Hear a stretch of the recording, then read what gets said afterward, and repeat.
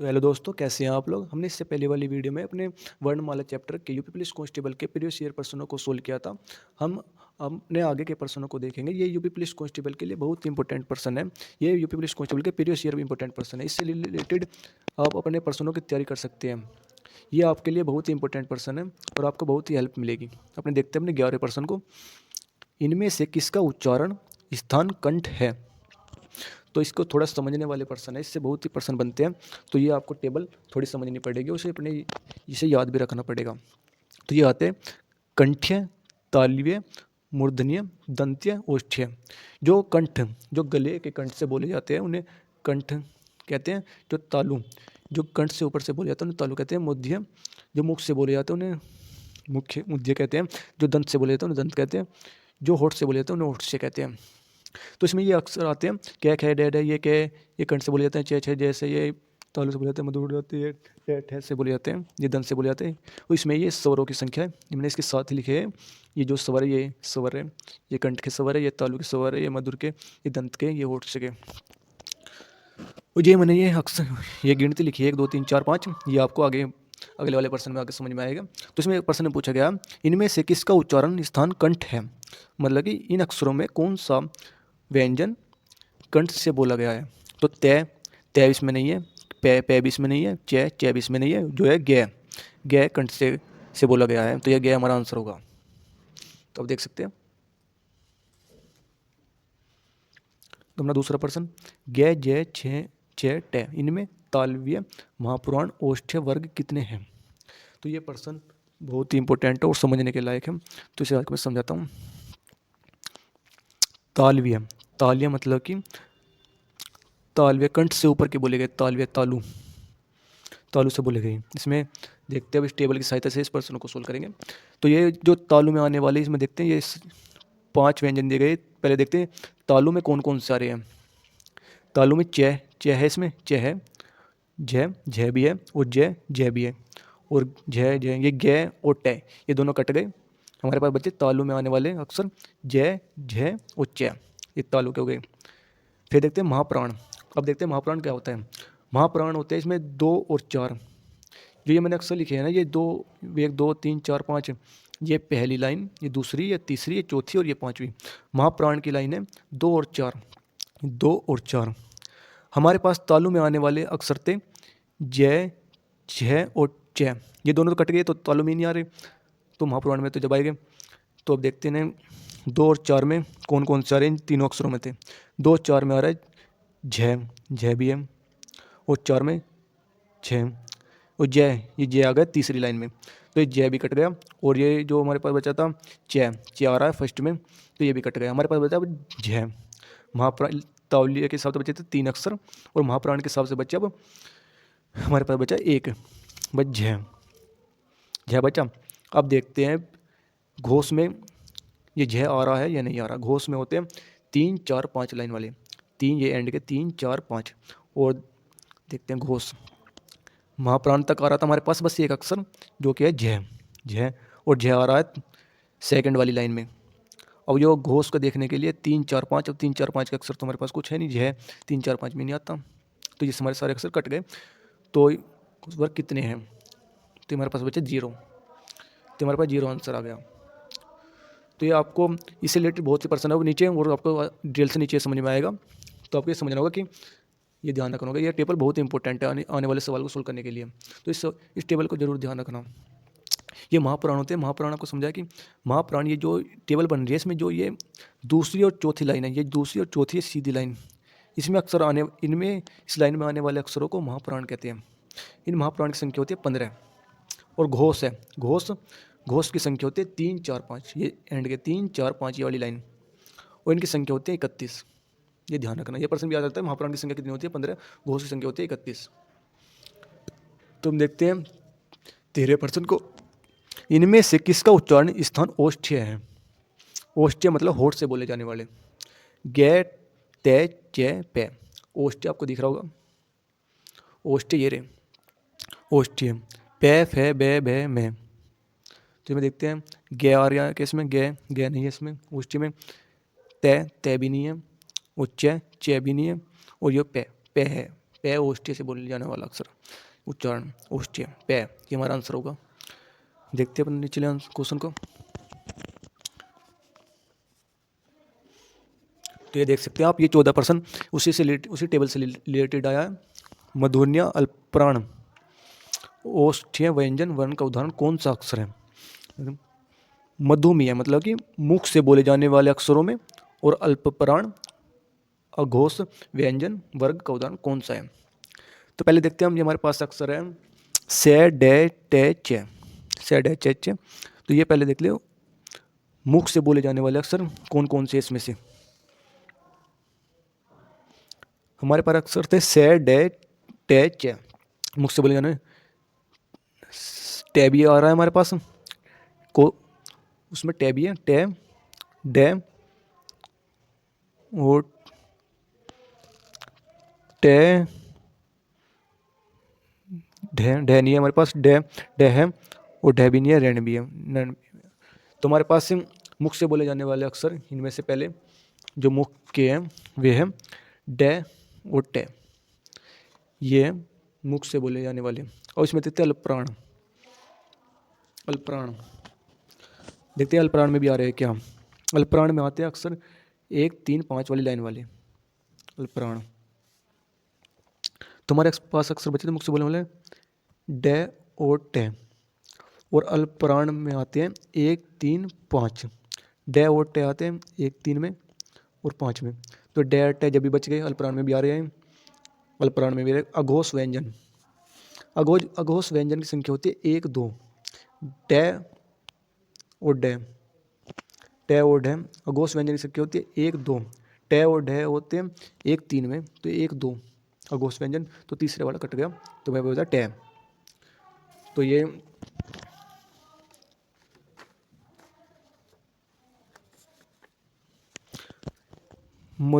मधुनिया अल्पप्राण अघोष व्यंजन वर्ण का उदाहरण कौन सा है? इनमें से हमने अक्सर छाटते छाटते काटते काटते हमारे पास बचा टे। जो टे ये उसका उदाहरण है, तो आपको ये प्रैक्टिस से सोल्व करना होगा। ये होता है अल्पप्राण, अल्पप्राण के अक्षर होते हैं 1, 3, 5। अघोष व्यंजन, अघोष व्यंजन की संख्या होती है 1, 2। इसी प्रकार ये थे महाप्राण और अघोष, ये भी इसी प्रकार है। अल्पप्राण की संख्या होती है 31, अघोष व्यंजन की संख्या होती है 13। तो ये मैं आपको बताया था कि ये टेबल बहुत ही इंपॉर्टेंट है, इस टेबल को जरूर लिखना और इसे जरूर याद करना, क्योंकि इसकी उससे ही ये प्रश्न सोल्व हो पाएंगे। तो देखते हैं अपने अगले प्रश्न को। 15 को इसमें दिया गया दंत वर्तस्य अल्पप्राण अघोष वर्ग का उदाहरण कौन सा है? मतलब कि दंत मतलब दंत से बोले जाने वाले, और अल्पप्राण और अघोष वर्ग। तो अब देखते हैं, ये हमारे पास इस सीट हमारे पास नीचे ही है और मैं आपको डिटेल से बताऊंगा। मतलब दंत, पहले देखते हैं दंत। इन अक्षरों में से दंत उस व्यंजन में कौन कौन से आते हैं? दंत में आता है ते, थे, दे, दे, ने। इसमें है ते इसमें है, थे नहीं है इसमें, दे भी नहीं है, धे भी नहीं है और ने भी नहीं है। दंत में आने वाला है एक अक्षर ते हो गए, दंत के तो हो गए ते, पहला अक्षर हो गया दंत में आने वाला ते। वो ठीक है। अब देखते हैं अल्पप्राण। अल्पप्राण में मैंने आपको बताया था कि अल्पप्राण में आते हैं, अल्पप्राण में आते हैं 1, 3, 5, 1, 3, 5। तय आ रहा है एक में, तो 3, 5, 5 में तो कुछ आ नहीं रहा, पर तय है मेरे पास एक अक्षर तय आ रहा है, अल्पप्राण में भी आ रहा है। अब देखते हैं अघोष वर्ग। अघोष वर्ग में होते हैं 1, 2, 1, 2। हमारे पास एक ही अक्षर है अभी, एक तय, तो तय अघोष वर्ग में भी आ रहा है एक में तय। तो हमारे पास तीनों का उदाहरण हो गया तय। तो ये आपको इस टेबल की सहायता से ये इसमें देख देख के सोल्व करने पड़ेगा। तो आपको ये थोड़ी प्रैक्टिस करना, इससे रिलेटेड दूसरे प्रश्न को सोल्व करना। अब देखते हैं दूसरे प्रश्न को, वो इसका दूसरा प्रश्न सोल्व। ये रहा 16 प्रश्न। ओष्ठ्य अल्पप्राण अघोष वर्ग का उदाहरण कौन सा है? मतलब कि होठ से बोले जाने वाले और अल्पप्राण में भी आने वाले होने चाहिए और अघोष में वर्ण में भी आने वाला होना चाहिए अक्षर वो। तो होठ से देखिए जरा, मतलब कि होठ से बोले जाने वाले कहाँ गए? मेरा होठ से पे, फे, बे, भे, में। अब इनमें देखते हैं कौन कौन से ये ओठ से में आ रहे हैं। पे भी है इसमें, फे भी है, बे भी है और भे। अब कहते हैं सारे क्वेश्चन ही सारे ओठ से में आ रहे हैं। तो देखते हैं अल्पप्राण में, देखते हैं कौन कौन से आ रहे हैं। अल्पप्राण में आता है 1, 3, 5, 1, 3, 5। 1, 3 में आ रहा है पे भी आ रहा है, 3 में बे भी आ रहा है और मैं तो इसमें है ही नहीं। तो पे और बे बचे, पे और बे, ये कट गए, भे भी कट गया, फे भी कट गया, पे और ये हमारे पास पे और बे बचे, पे और बे बचे, पे और बे बचे क्योंकि अल्प प्राण 1 3 5 में आता है, तो एक में आने वाला पे है, वो 3 में आने वाला बे, और 5 में मैं, जो मैं इसमें है ही नहीं, तो पे और बे बचे। अब देखते हैं इसमें वो क्या बोला है। अब घोष वर्ग, घोष वर्ग, घोष घोष वर्ग में आते हैं 3 4 5, 3 4 5, हमारे पास बच रहे थे ये पे और बे, जो कि आते हैं 1 3 में, 1 3 में। हम अब घोष वर्ग में ढूंढने लिए हमें देखना पड़ेगा 3 4 5 में कौन सा अक्षर है, जो हमारे पास बच रहे थे 4 और बे, 1 और 3 बताए हम, ये 1 तो कट जाएगा घोष वर्ग के लिए, इसमें घोष वर्ग का ये 3 4 5, तो 3 को देखना पड़ेगा, 3 में आ रहा है बे, 4 में इनमें कोई आ ही नहीं रहा, बे हमारे पास बच रहता है, तो बे हमारा आंसर हो जाएगा, जो इन तीनों वर्णों का उदाहरण है बे। तो मुझे अभी तो बता रहा था कि आपके लिए टेबल बहुत ही इंपॉर्टेंट है। अब देखते हैं अपने 70वें प्रश्न को। हमारा 70वां प्रश्न,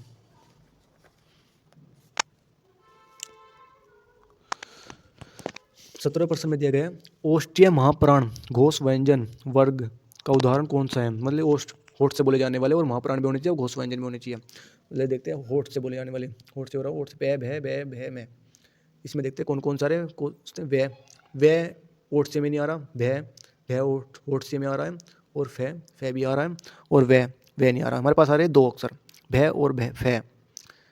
अब देखते हैं महाप्राण में भी आ रहे हैं क्या ये 2 अक्षर। महाप्राण में होते हैं 2 और 4, 2 और 4, फे और बे कौन से मारे हैं, फे और बे, 4 में ये फे और बे बच रहे थे हमारे पास, तो ये तो 4 में तो है नहीं, 2 और 4 के देखने में 2 में आ रहा है फे, बस फे, ये भी कट गए, बे भी कट गए क्योंकि 3 में आ रहा है।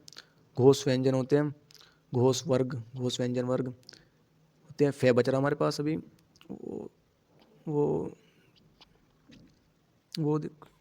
महाप्राण, महाप्राण 2 और 4, फे और भे, हाँ फे और भे बच रहे थे हमारे पास। ये महाप्राण में, महाप्राण 2 और 4 का होता है, तो ये 2 4 ये महाप्राण में भी दोनों ही आ गए, फे और भे। हाँ तो घोष, अब घोष को देखते हैं। घोष होता है 3 4 5, 3 4 5 का देखना है, ये फे और भे आ रहे हैं, फे आ रहा है 2 में, तो घोष का तो होता है 3 4 5, 2 तो कट जाएगा, फिर 3 4 5 में देखना पड़ेगा 3 में कौन सा आ रहा है, तो ये भे आ रहा है 3 4 में, तो हमारे पास हो जाएगा बस ये भे बच जाएगा। यहाँ से कटते कटते घोष व्यंजन तक तो हमारे पास बचा भे, तो भे इसका आंसर होगा।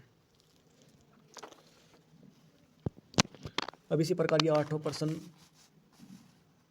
18% दिया गया है, सॉरी 8 बोला, तो देखते इसमें है मुख्य मूर्धन्य महाप्राण अघोष व्यंजन वर्ण का उदाहरण कौन सा है। मतलब कि मुख से बोलने वाले अक्षर और महाप्राण भी होने चाहिए और अघोष व्यंजन भी होने चाहिए, इसका उदाहरण कौन सा है। तो पहले देखते हैं मुख से बोलने वाले अक्षर, ये मुख से बोलने वाले टे ठे डे घे गै ने, तो इसमें देखते हैं कौन सा आ रहा है, छः इसमें नहीं आ रहा है, 6 तो पहले कट गया, ढे आ रहा है, घे भी नहीं आ रहा है इसमें, और भे भी नहीं आ रहा है इसमें, आ रहा है बस एक अक्षर मुख में बोलने वाले में आ रहा है पहले ठे, इसमें एक अक्षर आ रहा है ठे। अब देखते हैं महाप्राण, महाप्राण में भी आ रहा है क्या ठे, महाप्राण में होता है 2 4, 4 में तो कोई नहीं, ठे ही हमारे पास, 6 2 में भी आ रहा है महाप्राण में भी, तो होगा अघोष व्यंजन। अघोष व्यंजन होता है 1 2 ठे हमारे पास 2 में है, 1 2, तो ये अघोष व्यंजन में भी आ रहा है, तो हमारे पास इसका उदाहरण होगा ठे, ठे हमारा आंसर होगा। तो आपको देखते हैं समझ में आया होगा। अब देखते हैं अपने 19वें प्रश्न को। 19वें प्रश्न, ये प्रश्न बहुत ही इंपॉर्टेंट है, जो कि आपको सोल्व करने चाहिए, क्योंकि इनसे रिलेटेड आपके लिए एग्जाम में बहुत प्रश्न आएंगे, इससे रिलेटेड आपके एग्जाम में प्रश्न आएंगे, जो आपको जरूर देखनी चाहिए। तो हमारे पास दिया गया है वो 1900 प्रश्न। 1900 प्रश्न में बोला है तालव्य महाप्राण घोष व्यंजन वर्ण का उदाहरण कौन सा है। मतलब तालव्य मतलब तालु से बोलने चाहिए और महाप्राण भी होने चाहिए और घोष व्यंजन भी होने चाहिए। पहले देखते हैं तालव्य में कौन सा है, जय छः जय जय से भय, तो इसमें देखते कौन सा ठे, ठे इसमें नहीं है, तालव्य में नहीं है, जय जय है, और जय है, छः भी है और जय भी है, थे नहीं इसमें, तालव्य में ही 2 अक्षर कट गए, जय और छः और जय बचे हमारे पास। अब देखते हैं महाप्राण में भी आ रहा है, महाप्राण के अक्षर 2 और 4, 6 और जय, ये दोनों महाप्राण में भी आ रही है दोनों। अब देखते हैं घोष व्यंजन, घोष व्यंजन के अक्षर है 3 4 5, 3 4 5, 6, अब 6 कट गया क्योंकि आ रहा है 2 में, 3 4 5 में आ रहा है, वो झ तो है ही नहीं, झ बचा, ये झ था 4 में, 3 4 5, ये हो गया घोष व्यंजन। यहाँ तक कटते कटते हमारे पास बचा बस झ, तो 19वें का हो गया झ। अब देखते हैं इसी प्रकार का भी 20 प्रश्न।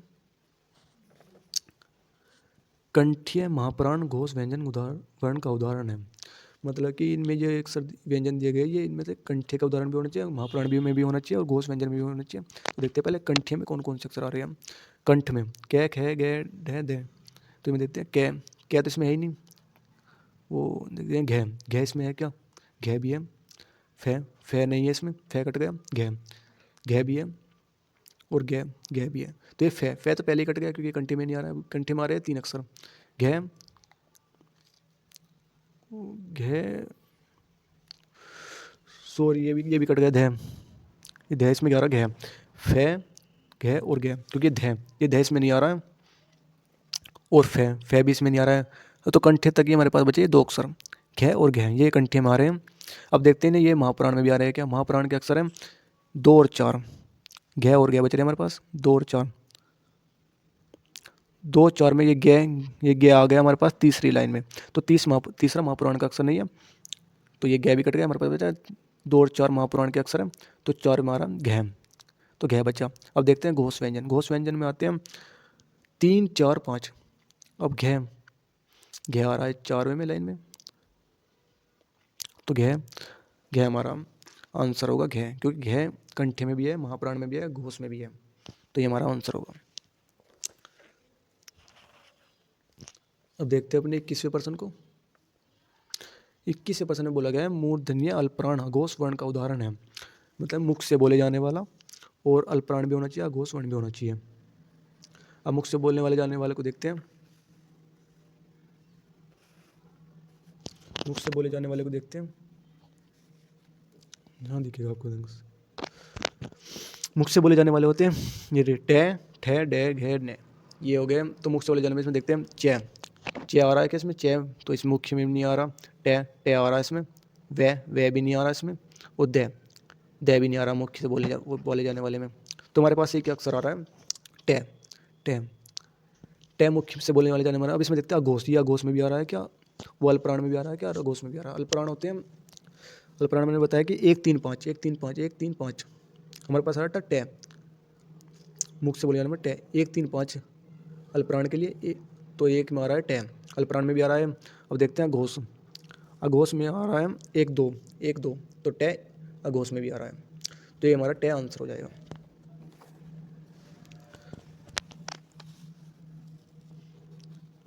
तो ये 22वें प्रश्न में बोला गया है से का उच्चारण स्थान इनमें से कौन सा है, दंत से बोला जाता है, मुख से बोला जाता है, कंठ से बोला जाता है, तालु से बोला जाता है, से। तो देखते हैं से का स्थान है हमारे पास, ये बोला जाता है तालु से, ये तालु वाली लाइन में आता है, तो ये से का उच्चारण सही है तालु। हिंदी में अल्पप्राण वर्णों की संख्या कितनी होती है, तो मैं आपको बताया था कि ऐसे प्रश्न भी बन सकते हैं हिंदी अल्पप्राण, जैसे कि महाप्राण के बारे में बताया था, महाप्राण होते हैं 15, घोष होते हैं 31, इस प्रकार अल्पप्राण होते हैं 31, ये रहा आपको दिख जाएगा, अल्पप्राण 31 और अघोष व्यंजन 13 होते हैं। तो इसमें बुझाए कि हिंदी में अल्पप्राण वर्णों की संख्या कितनी होती है, तो अल्पप्राण की संख्या होती है 31, और वो भी आपको पता होगा कौन कौन सी लाइन में होते हैं, 1 2 3 4 5 इसमें होते हैं, ये हो गया, ये रहा अल्पप्राण 1 3 5 वाली लाइन वाले, और ये 1 2 अघोष व्यंजन। तो देख सकते हैं हम 23% खत्म हो गए। अब देखते हैं अपने 24वें प्रश्न को।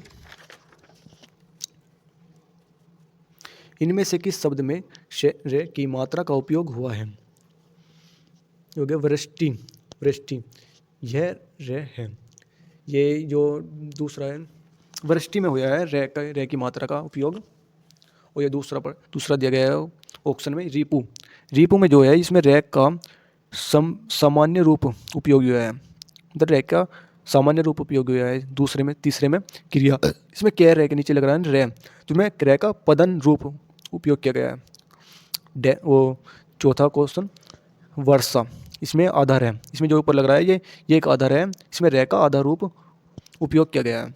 तो आप देख सकते हैं जो वे के नीचे लगता है ये रे, ये रे होता है ऋषि वाला रे, ये हो गया वृष्टि, तो रे का रूप होता है ऋषि रे किसका, और ये रे का पूरा रूप सामान्य रूप, ये रे का सामान्य रूप, और ये कै के नीचे ये लगा होता है डंडा सा, ये होता है रे का पदन रूप, और वर्षा में जो ये रे ऊपर होता है नू, ये होता है रे का आधा रूप। तो आपको समझ में आ गया होगा। तो 25 क्वेश्चन को देखते हैं। स्पर्श वर्णों की संख्या कितनी है? आपको मैंने वो टेबल दिखाई थी पीछे, उसमें जो टेबल होते हैं कैक है गए ऐसे ये, उसमें वर्णों की संख्या कितनी है यहाँ से पहले से लेकर लास्ट लोग के ये कितने होते हैं, तो ये होती है 25। तो आपको याद रखना होगा 25।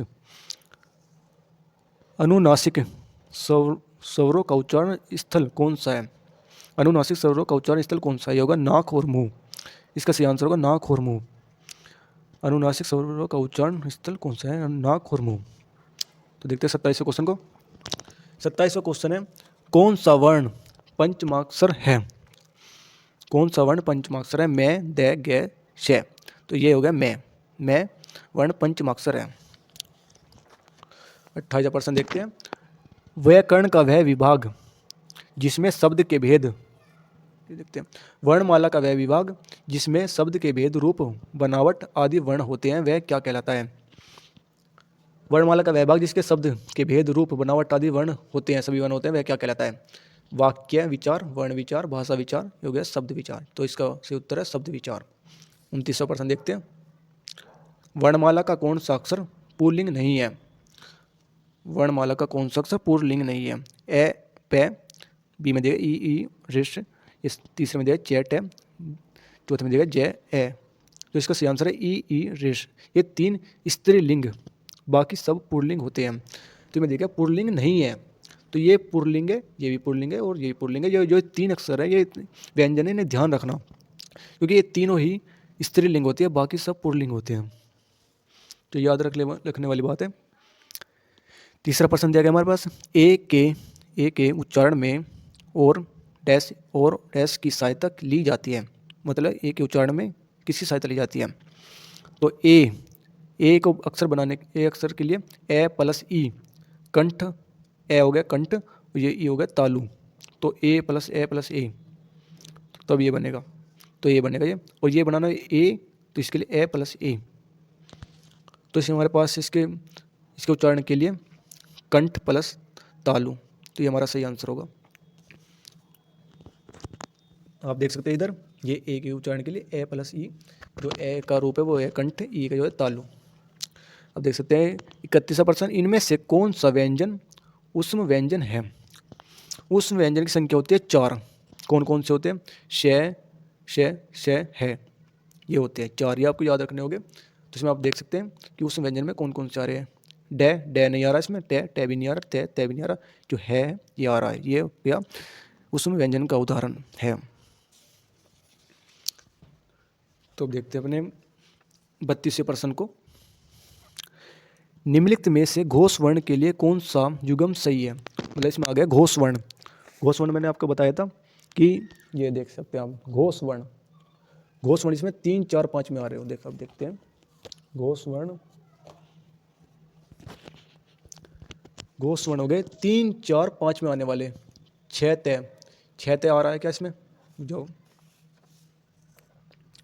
6 तय, ये रहे घोष वर्ण 3, 4, 5, जो घोष वर्ण 3, 4, 5, हाँ 3, 4, 5।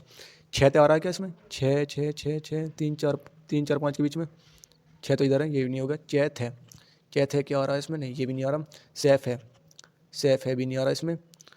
फैब तो आ रहा है। तो ये हो गया बे में, ये हो गया बे, और ये हो गया मैं, जो 3, 4, 5 में आ रहा है, क्योंकि अब जो घोष वर्ण में आ रहा है बे में। तो हमारा सही विकल्प होगा बे में, जो घोष वर्ण के युग्म में सही है, जो कि घोष वर्ण में आ रहे हैं। घोष वर्ण होता है 3, 4, 5 वाला की लाइन वाले, 3, 4, 5 की लाइन में आता है जो, उनकी संख्या होती है 31। अपन देखते हैं 33वें क्वेश्चन को। जिया द्वारा सांस के अवरोध के आधार पर व्यंजनों को कितने भागों में बांटा गया है? मतलब जीभ द्वारा सांस के अवरोध के आधार पर व्यंजनों को कितने भागों में बांटा गया है? तो ये बांटा गया अल्पप्राण, महाप्राण, अघोष, घोष। जो मैं आपको बताया था कि अल्पप्राण होते हैं, महाप्राण होते हैं, अघोष, घोष। तो ये तो 4, इनकी संख्या होती है 4, ये हो गया 4, हमारा सही आंसर होगा। अब देख लें 34वें प्रश्न को। वर्णमाला की नवीन विकसित ध्वनि कौन सी है? नवीन जो कि नई ध्वनि विकसित करी है जिसने, वे कौन सी है? तो जो नवी ध्वनि विकसित हुई है कै, खे, गे, जय, फे। ये जय, ये कै के जो पहले वाला अक्षर वे नहीं है, कै के नीचे जो लग रहा है नुक्ता, कै नुक्ता, खे नुक्ता, गे नुक्ता, जय नुक्ता, फे नुक्ता, ये नीचे पॉइंट सा लग रहा है ना, ये बिंदु सा, ये नुक्ता का निशान है, जो कि करिए ये शिव प्रसाद सितारे हिंद, इनके द्वारा नई नई ध्वनि उत्पन्न करिए ना, तो इन्होंने करिए शिव प्रसाद सितारे हिंद। खे, तो इसमें देखते हैं कौन सी नवी इसमें क्वेश्चन में आ रही है, खे गए, तो ये खे गए, खे गए, ये आ रही है। तो ऐसे ये नहीं है, इसमें मैड है, ये भी नहीं है, तो हमारा आंसर क्वेश्चन का सही आंसर होगा खे गए। देखते हैं अपने 35वें प्रश्न को। उदाहरण का शुद्ध वर्ण विच्छेद है, तो उदाहरण का सही शुद्ध वर्ण विच्छेद है उ प्लस द हलंत प्लस ये हलंत प्लस अ प्लस न हलंत प्लस ए। ये उदाहरण का सही शुद्ध वर्ण विच्छेद है। तो आप देख सकते हैं, अब हमारे पास आ गया 36वां प्रश्न, रे में, रे हलंत में का रूप है, ये हो गया रे हलंत का, रे हलंत प्लस में का रूप है, तो ये होगा रे, रे बनता है कैसे, रे हलंत प्लस ए, जो रे का पूर्ण रूप है ये हो गया, और ये जो दिया गया है ये रे का आधा रूप है, और प्लस आ जब जाके पूरा रूप बना, यहाँ पर दिया गया है आधा रूप, तो जब रे का जो आधा रूप हो गया रेफ रूप, इसमें बताया गया कि जहाँ पर रे का ये आधा रूप उपयोग हुआ है, इसमें से कौन से में रे का आधा रूप उपयोग हुआ।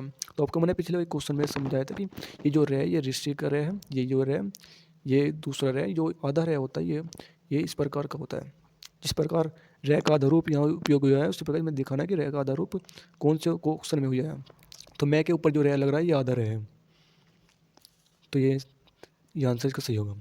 37 का अर्ध विवरित स्वर है, अर्ध विवरित स्वर मतलब जो मैंने बताया था कि जो आधे मुख से बोले जाने वाले और पूरे मुख से बोले जाने वाले, 1 मिनट आपको मैं बताता हूँ।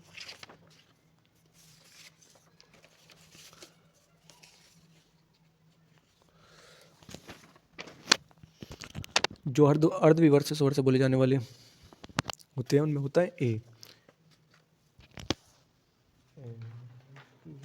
एक मिनट, ये देख सकते हैं आप, ये देख सकते हैं,